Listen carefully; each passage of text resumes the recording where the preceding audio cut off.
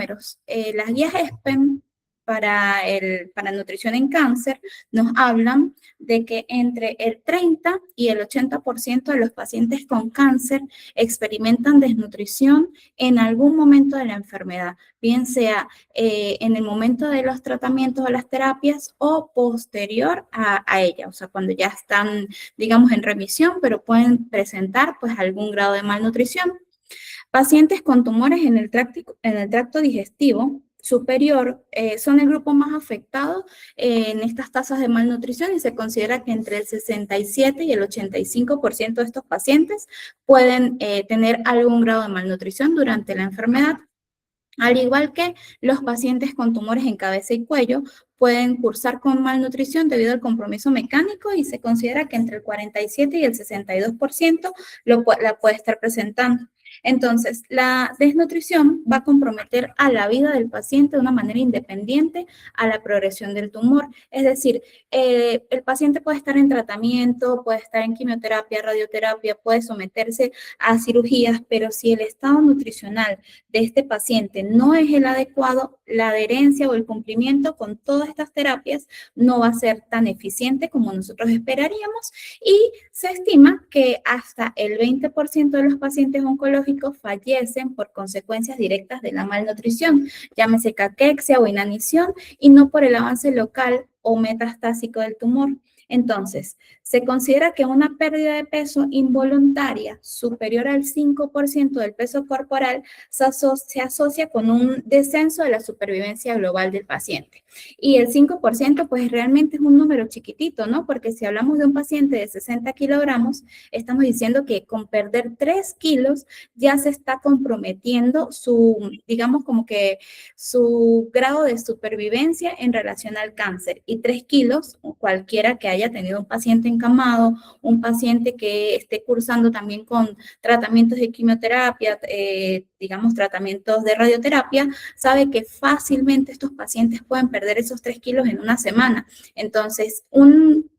diagnóstico oportuno del estado nutricional del paciente oncológico puede generar, pues, una información muy importante para que el manejo nutricional sea el adecuado y que este paciente no llegue a esas instancias en donde su estado nutricional va a condicionar pues la efectividad de los tratamientos y vaya a condicionar pues su supervivencia. Entonces, las guías ESPEN, ASPEN, Asociación Americana de Cáncer, Cancer Research de Reino Unido, hablan de que la evaluación nutricional debería dividirse en dos fases. Una primera fase que conocemos como tamizaje nutricional o cribado nutricional y una segunda fase que sería el diagnóstico mediante criterios GLIM. La primera fase, ellos nos recomiendan utilizar dos tipos de cribados que son supremamente sencillos y que más adelante les voy a mostrar, pero que son muy accesibles y fáciles de practicar para que en nuestras consultas, en el hospital o en el lugar en donde estemos viendo a este paciente, podamos determinar si este paciente tiene un riesgo nutricional. Entonces, la MST evalúa la pérdida de peso involuntaria reciente y cambios en la ingesta dietética del paciente, mientras que el NRS 2002 combina el estado nutricional, la severidad de la enfermedad del paciente y la edad del paciente. Si en alguno de estos dos tamizajes nutricionales tenemos alteraciones en el estado nutricional, lo sugerido es pasar a la fase 2 y implementar los criterios GREEN, que confirman el diagnóstico de desnutrición y ellos para implementarse pues van a tener dos tipos de preguntas, van a tener criterios fenotípicos y criterios etiológicos y el paciente debe cumplir con al menos uno de cada uno para poder diagnosticar desnutrición y la severidad de la misma. Entonces, esta escala MST, acá les tengo por si le quieren tomar una capturita a la pantalla, son 3 preguntas súper sencillas que podemos hacer, que no nos van a llevar mucho tiempo y que nos van a determinar si el paciente está en riesgo nutricional o no. Estas preguntas pueden ser si el paciente ha perdido peso, Si la respuesta es no, pues sencillamente son 0 puntos. Si la respuesta es que no está seguro, automáticamente van a tener 2 puntos. Y si ha perdido peso, entonces nosotros vamos a tener de este paciente un peso previo, porque normalmente ellos tienen esa información y podemos pesarlo nuevamente y estimar cuántos kilos ha perdido el paciente. Vamos a puntuar de 1 a 4 de acuerdo a la severidad de la pérdida de peso. Y la siguiente pregunta sería si ha comido menos de lo normal a causa de disminución de apetito. No comer menos de lo normal voluntariamente, sino porque ya el paciente no tiene la necesidad o la sensación de que tiene hambre. Si este paciente responde a estas preguntas y el resultado es más de 2 puntos, es un paciente que se encuentra en riesgo nutricional. Y lo interesante de esto es que es una prueba súper sencilla, fácil de aplicar, que solamente requiere el peso, que la puede aplicar cualquier miembro del equipo de salud, es decir, que la podemos aplicar en la consulta, que la puede aplicar el enfermero, que la puede aplicar el médico, el nutricionista, y que vamos a tener resultados muy similares que nos van a permitir entender si este paciente está en un riesgo nutricional y si es así, pues digamos, orientarlo a la siguiente fase, que sería una fase más especializada. Esta es una prueba que yo considero súper versátil para ser aplicada en diferentes entornos y la podemos aplicar, como les digo, en la hospitalización, en la consulta o en las salas de terapia. Y como estos pacientes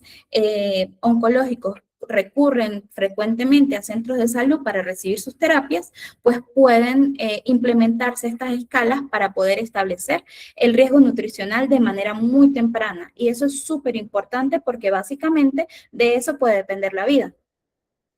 Y el cribado nutricional NRS 2002, que también es un cribado súper sencillo, tiene estas 4 preguntas muy fáciles, que son: ¿cuál es el índice de masa corporal del paciente? Si ha perdido peso en los últimos 3 meses, si hay disminución de la ingesta y si el paciente está con una, digamos, en la fase aguda de alguna enfermedad. Entonces, si cualquiera de estas preguntas, la respuesta es sí, pasamos a la siguiente fase de la evaluación, que es donde vamos a puntuar cuál es el estado nutricional en relación a la pérdida de peso o a la disminución de la ingesta y cuál es la gravedad de la enfermedad de acuerdo al motivo por el que está acudiendo al centro de salud. Entonces, por poner un ejemplo, imaginemos que es una persona de 70 años que tiene una pérdida de peso de más del 5% en los últimos 2 meses y que está en un centro de salud por una cirugía menor. Entonces, colocaríamos un punto por la pérdida de peso, un punto por la edad del paciente y un punto porque está sometiéndose a una cirugía menor. Y lo que nos dice la teoría es que los pacientes que tienen 3 puntos o más están en riesgo nutricional. Es decir, que si este cribado nos dice que el paciente está en riesgo nutricional o el anterior, que es mucho más sencillo, lo correcto debería ser implementar los criterios GLIM.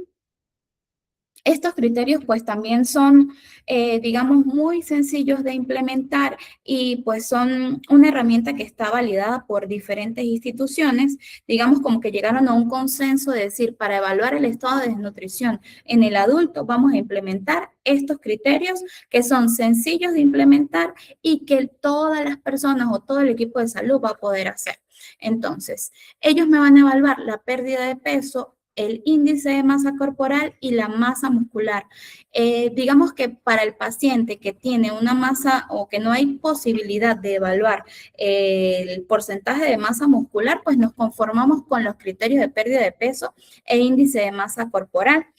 Recuerden que para que un paciente esté en un estado de malnutrición o desnutrición, de acuerdo a los criterios GLIM, debe cumplir por lo menos un criterio fenotípico y un criterio etiológico. Entonces, pongamos el mismo ejemplo. El paciente ha perdido entre el 5 y el 10% de su peso en los últimos 6 meses y disminuyó su ingesta o está en el centro de salud por una enfermedad. Ya por cualquiera de estos dos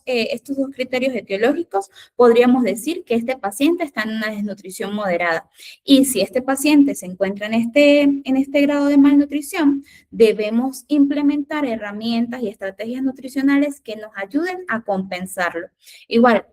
lo ideal es hacer evaluaciones o hacer cribados nutricionales constantemente para detectar de manera temprana el riesgo nutricional y evitar que el paciente llegue a desnutrición. Entonces, estos criterios Lean llevan este nombre por sus siglas en inglés, pero bueno, acá lo tenemos en español, Iniciativa Global de Liderazgo en Desnutrición. Están establecidos por consensos de diferentes sociedades para el diagnóstico nutricional del adulto y evalúa, pues como les digo, criterios fenotípicos como la pérdida de peso, el índice de masa corporal y la masa muscular, que recomiendan utilizar la densitometría ósea, la impedancia bioeléctrica o la dinamometría para medir la fuerza funcional y cumplir con criterios de sarcopenia o de evaluación para la sarcopenia, y factores etiológicos como variaciones en la ingesta y presencia de enfermedad aguda o crónica. En conjunto, pues estos aspectos nos van a corroborar el estado nutricional del paciente y nos van a dar un grado de severidad, y este grado de severidad nos va a hablar a nosotros qué debemos hacer en relación al estado nutricional del paciente y las estrategias nutricionales que nos funcionen para ayudarlo a salir de esa fase. Entonces,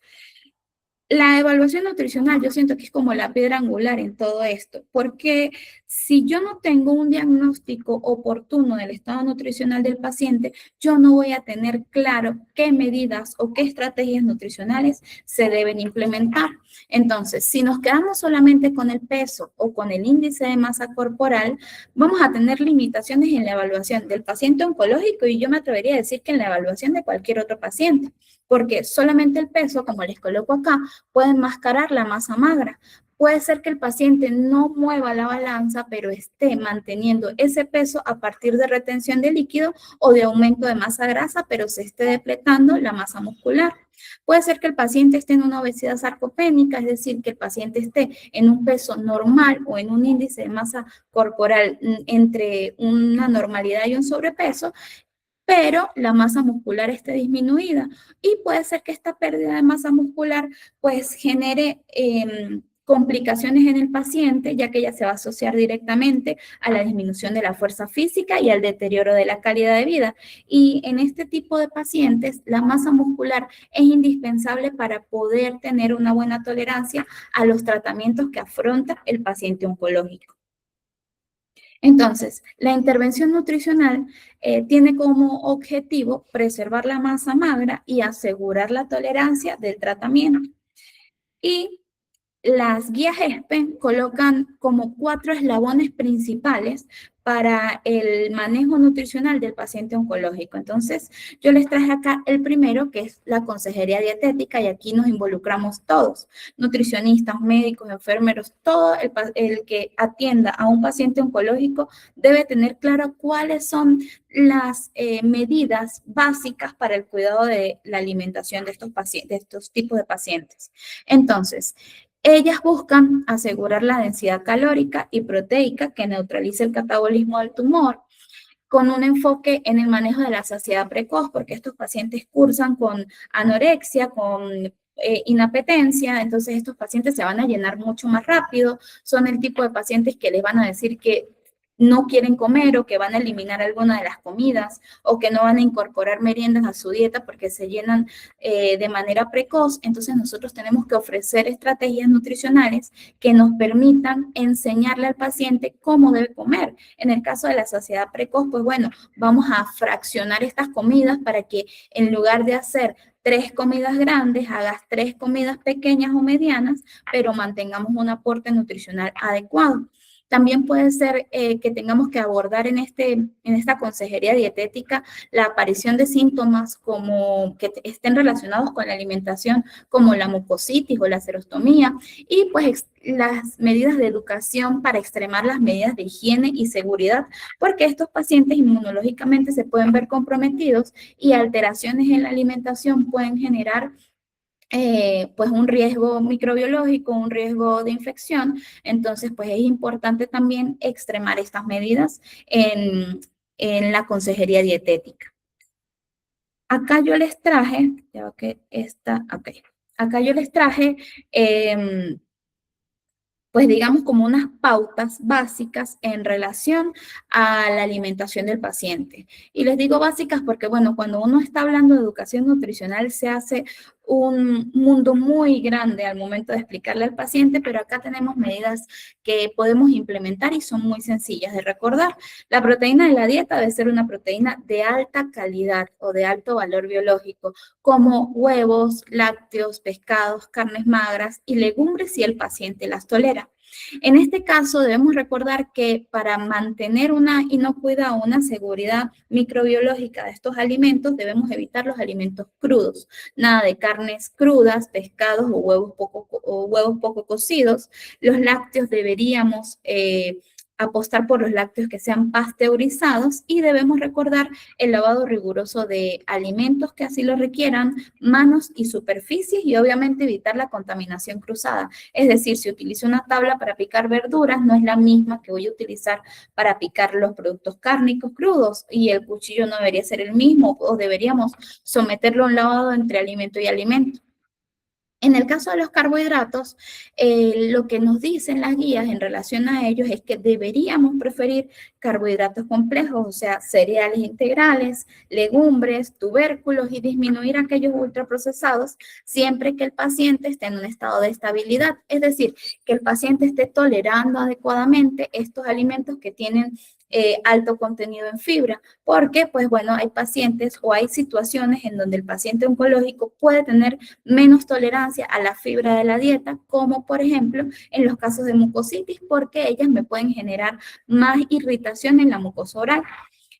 Lo otro que es importante recordar en el caso de los carbohidratos es que la restricción extrema de carbohidratos no cura el cáncer, pero sí acelera la caquexia. Y esto lo coloco acá porque es muy común ver que el paciente llega con la idea de que va a eliminar grupos de alimentos, que va a eliminar abruptamente cantidades de alimentos de la dieta y eso sencillamente va a colocar al paciente en un estado de riesgo nutricional. Entonces, aquí les hice una notica que dice, restringir los carbohidratos no mata el tumor, pero sí consume las reservas musculares que el paciente necesita para tolerar el tratamiento. Y esto se los coloco a propósito de pacientes que he atendido que llegan con esta idea, porque les dicen, es que el tumor se alimenta de glucosa y al alimentarse de glucosa, yo tengo que eliminar todos los carbohidratos de la dieta para poder matar al tumor. Y la realidad es que el tumor va a buscar energía de donde él la pueda conseguir y nuestro cuerpo va a generar energía a partir de las reservas.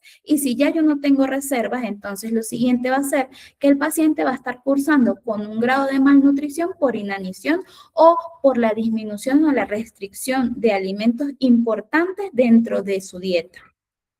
En el caso de las grasas, se deben utilizar como una estrategia de enriquecimiento para alcanzar los requerimientos nutricionales del paciente. Como les dije anteriormente, estos pacientes pueden cursar con sensación de plenitud precoz, sensación de que se llenan con pocas cantidades de alimentos y las grasas pueden ser nuestras amigas en estos casos para aumentar la densidad energética de la dieta y aportar en pequeñas cantidades una cantidad de energía suficiente para mantener las necesidades nutricionales del paciente. Entonces, ¿qué grasas nos pueden funcionar? Nos puede funcionar el aceite de oliva extra virgen, el aguacate, las aceitunas, los frutos secos como las nueces, anardos, almendras, pistachos, maní, semillas de lino, semillas de chía, incluso la mantequilla láctea, la que se refrigera, nos puede generar un beneficio en aporte energético adicional a lo que yo le estoy dando de la dieta normal. Entonces, todos los elementos de la dieta tienen un papel allí. Lo importante es saber cómo distribuirlos y saber de qué manera yo voy a adecuar esa alimentación, porque también hay que estar claros de que estos pacientes son dinámicos, no todos van a tener digamos como que disminución del apetito, va a haber el paciente que va a querer comer más de la cuenta, entonces tenemos que cuidar que no nos vayamos a ir de un riesgo nutricional a un exceso, porque eso también nos puede generar algunos problemas, pero bueno, como cada uno es dinámico, lo importante es recordar que la dieta se debería ver parecido a lo que vemos acá en este plato, y es a lo que nosotros los nutricionistas siempre le llamamos como el plato saludable, que tiene una proteína, un carbohidrato, vegetales y componentes de grasas añadidas de acuerdo a los requerimientos del paciente. Yo no voy siguiendo los comentarios, entonces si alguno por allí, yo estoy en la presentación, entonces si alguno por allí me quiere decir algo, Rodolfo, tú me puedes avisar, por favor. Bien, el Claro segundo, que sí, lo dejamos, pero para el final, disculpa la chévere. interrupción. No, no te preocupes, chévere, muchas gracias. Bien, el segundo eslabón de estas recomendaciones que nos da la ESPEN es la suplementación nutricional oral. Ella está creada o está diseñada para cerrar esa brecha energética y proteica que la consejería dietética no logra cubrir por sí sola. Porque bueno, a veces nosotros podemos tener toda la intención de generar un aporte en educación nutricional, en guía para el paciente, pero se hace difícil cubrir todos esos requerimientos. Entonces, la suplementación nutricional oral está indicada en el paciente que no logra cubrir el 60% de sus requerimientos calóricos y proteicos en un periodo de 7 a 10 días. Y aquí es cuando nuevamente es como importante la evaluación nutricional continua, ¿no? Porque si yo ya sé que este paciente está comiendo bien, pero yo me olvido y yo no le pregunto, no lo interrogo, no le aplico un cribado, un test de evaluación rápida nutricional, no me voy a enterar si el paciente está cubriendo o no sus requerimientos y no me voy a enterar oportunamente de si estos requerimientos yo necesito suplementarlos con, por ejemplo, la suplementación nutricional oral. Entonces, también está indicada en pérdidas de peso involuntarias, aun cuando la ingesta sea aceptable o en presencia de síntomas que impidan la ingesta de alimentos sólidos, como por ejemplo los pacientes que cursen con disfagia o los pacientes que cursen con mucositis, que suelen limitar el consumo de la ingesta de alimentos sólidos. Entonces, en estos pacientes nosotros tenemos que estar muy atentos para indicar de manera oportuna la suplementación nutricional oral. Y pues para ello, como les digo, la evaluación nutricional es lo que nos va a permitir acercarnos a identificar estas necesidades de manera precoz. Entonces, esta suplementación nutricional oral debe ser de densidad calórica elevada, normalmente son productos como fórmulas poliméricas, deben ser fórmulas hiperproteicas y deben tener una densidad elevada de micronutrientes. Una densidad calórica elevada, entonces se habla de que son preparados que aportan entre 1.5 y 2 kilocalorías por mililitro. Lo normal es que este tipo de bebidas aporten 1 caloría por cada mililitro, entonces este tipo de bebidas indicadas en el paciente oncológico debe cumplir especialmente con esta característica, más energía por cada mililitro de producto que le vamos a ofrecer al paciente. Deben ser fórmulas hiperproteicas. En este caso debemos aportar entre el 20 y el 25% del valor calórico total del producto. Y deben tener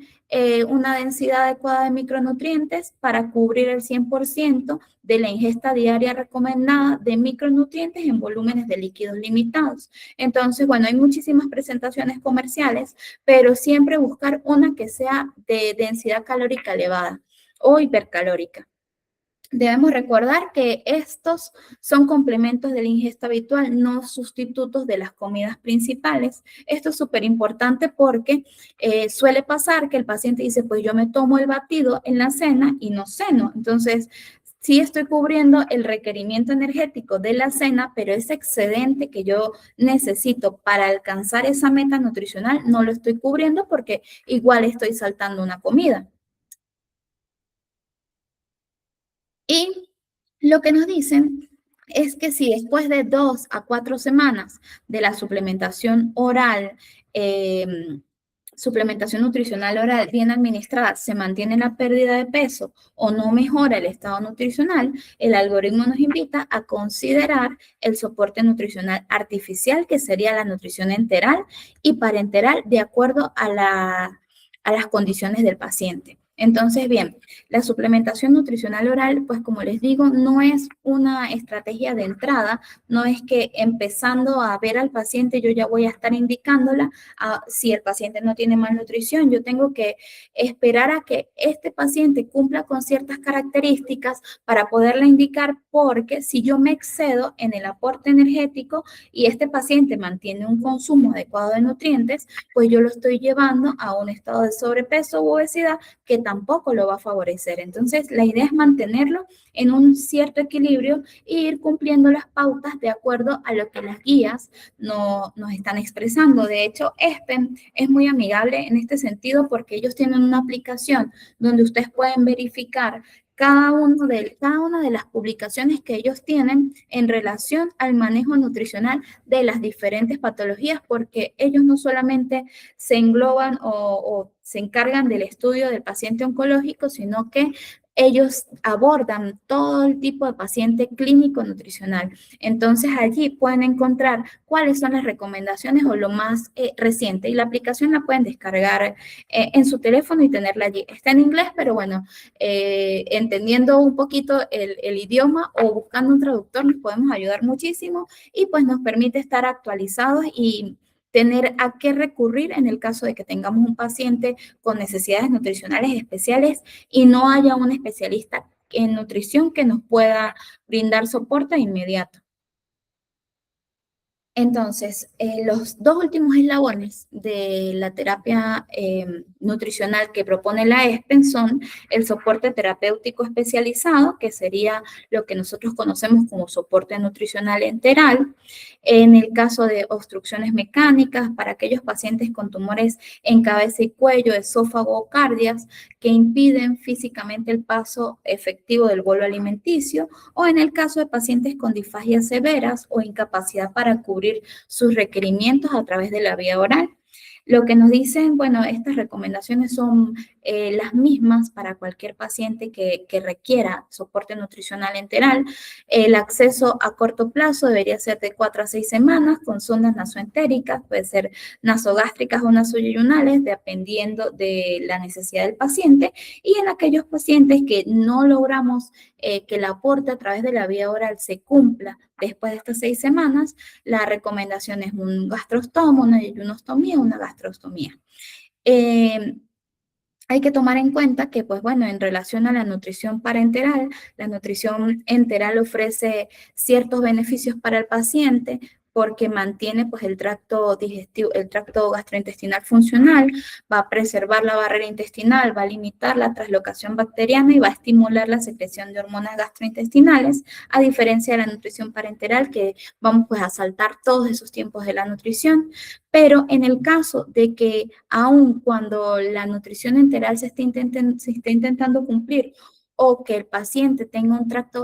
gastrointestinal no funcional, pues se considera el uso de nutrición parenteral, pues tomando en consideración los conocimientos que ya tenemos en torno a este tipo de terapias. Bueno, debemos recordar que la nutrición parenteral conlleva a mayores riesgos de complicaciones infecciosas y metabólicas, y que es un tipo de nutrición que debería hacerse en un entorno sanitario, en un entorno de salud, donde tengamos el monitoreo del paciente, porque pueden tener fluctuaciones metabólicas y el riesgo infeccioso pues superior a otras medidas nutricionales. Entonces, pues es como que el último paso al que en lo personal no quisiéramos llegar en relación a los pacientes, pero que es una estrategia totalmente necesaria en el caso de estos pacientes cuyo tracto gastrointestinal no está funcional o donde la nutrición enteral pues es imposible. Entonces, acá yo les coloqué como una florecita en relación a estos 4 pilares fundamentales del manejo nutricional del paciente oncológico. Por si ustedes le quieren hacer una captura de pantalla, la voy a dejar ahí unos minutitos, un ratito mientras les termino de explicar. Y les comento que, bueno, estas recomendaciones no solamente son de ESPEN, sino que la mayoría de las grandes instituciones que estudian el manejo nutricional del paciente con cáncer llegan a un consenso muy similar en relación a cómo debería hacerse el soporte nutricional. Y lo que, digamos, como que un punto de encuentro entre todas ellas es que la evaluación nutricional es la que nos va a dar toda la pauta en relación a cómo vamos a ir progresando la alimentación del paciente, y sin una evaluación nutricional oportuna, pues sencillamente no vamos a saber cuándo o cómo implementar la terapia. Entonces, detrás de la terapia nutricional hay mitos, y esos mitos son el día a día de nosotros, y creo que son el día a día también de ustedes, porque bueno, el paciente yo siento que es busca las herramientas o busca las estrategias para salir de esa fase. Yo creo que es parte del mismo duelo que implica un diagnóstico. Entonces, encuentran información en todas partes. Hoy en día la información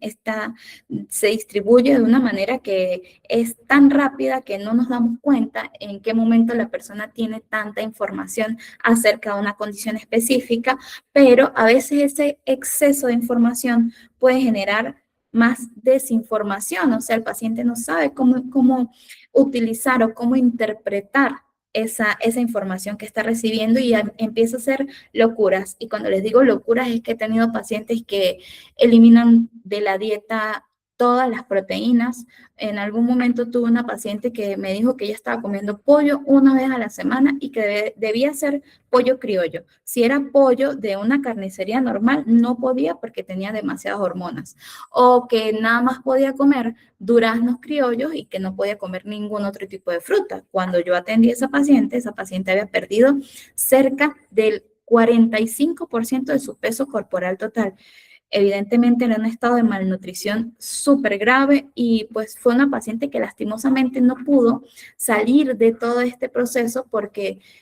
su estado nutricional tampoco le generó un beneficio y ella rechazó muchas terapias. Entonces, digamos que estos mitos, en lugar de generar un beneficio para el paciente, sencillamente generan es más riesgo. Y nosotros tenemos que trabajar activamente en ir como que desmintiéndolos, en ir como que desmitificando esa información y tratar de que el paciente tenga información real que le pueda servir de una manera auténtica en su terapia nutricional. Entonces acá les traje uno,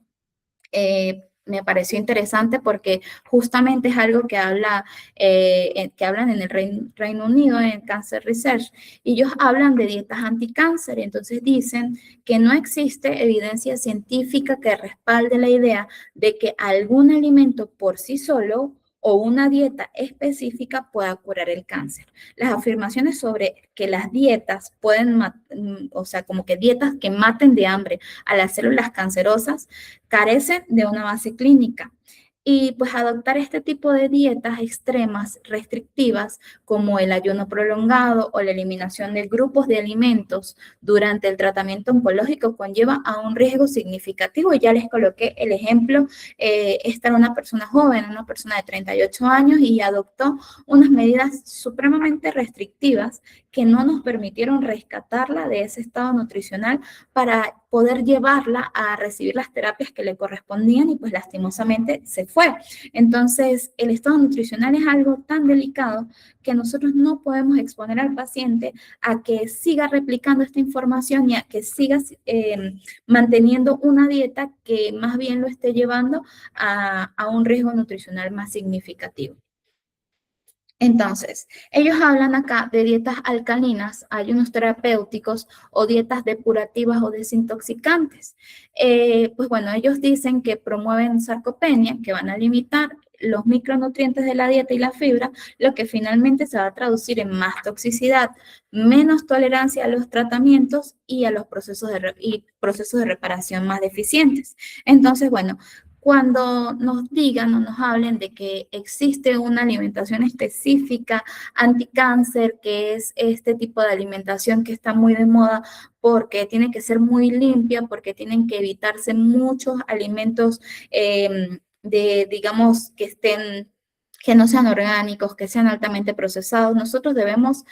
contrarrestar esa información diciendo que el tipo de alimentación de un paciente con cáncer es una alimentación completa, adaptada a las posibilidades y a las necesidades y a las limitaciones que pueda tener el paciente, pero es el modelo de alimentación que podríamos recomendar a un paciente con diabetes o un paciente con hipertensión, cuidando que sean fuentes de proteína de una buena calidad, que tengamos fuentes de grasas saludables, que tengamos carbohidratos de tipo complejos distribuidos dentro del plato en cantidades adecuadas para la, digamos, para los los requerimientos de cada paciente individualmente y que esa dieta la vamos a adaptar de acuerdo a la dinámica que tenga el paciente. Entonces, no existe, no, de ninguna manera, ningún alimento que combata el cáncer, ni ninguna dieta anticáncer. Y ojalá existiera, porque quizás sería todo el proceso mucho más sencillo, pero la realidad es que no es así. Entonces, nosotros tenemos que brindar información sólida a los pacientes.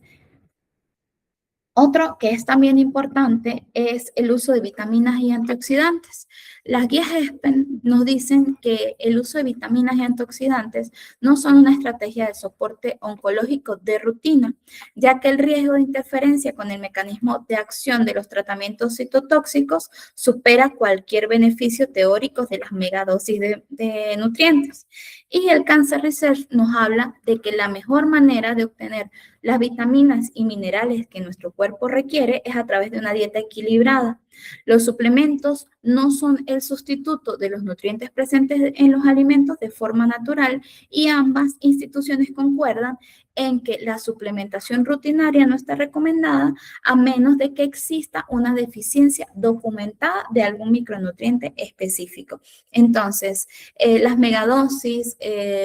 los esquemas de suplementación con dosis superiores a las recomendadas, pues en el caso de este tipo de pacientes no están sugeridos porque pues digamos como que el tratamiento de quimioterapia busca el efecto totalmente contrario al de los antioxidantes, entonces me puede generar una interacción. Y pues bueno, nosotros estamos abogando porque el paciente cumpla con esos esquemas de tratamientos para poder encontrar la remisión de la enfermedad. Y lo que tiene el respaldo científico, pues bueno, es estos tipos de tratamientos y nosotros pues tenemos que apostar por ellos. Entonces, bien, para finalizar, la pregunta es, ¿qué hacemos con la desinformación? Y yo pienso que debemos tratarla con educación continua y empatía, porque debemos recordar que el paciente quizás está afrontando el peor momento de su vida, porque tiene un diagnóstico que para muchos es un diagnóstico que no tiene una resolución y buscan las herramientas, buscan en internet amigos, le preguntan a una persona y a otra, a un especialista y a otro porque quieren buscar una solución. Y nosotros tenemos que, pues, con mucha empatía y mucho tacto, brindar la educación que les permita alcanzar esos objetivos sin poner en riesgo o en un riesgo superior su estado de salud y su estado nutricional. Y entonces, bueno, eso era lo que tenía para ustedes. Voy a salirme de aquí para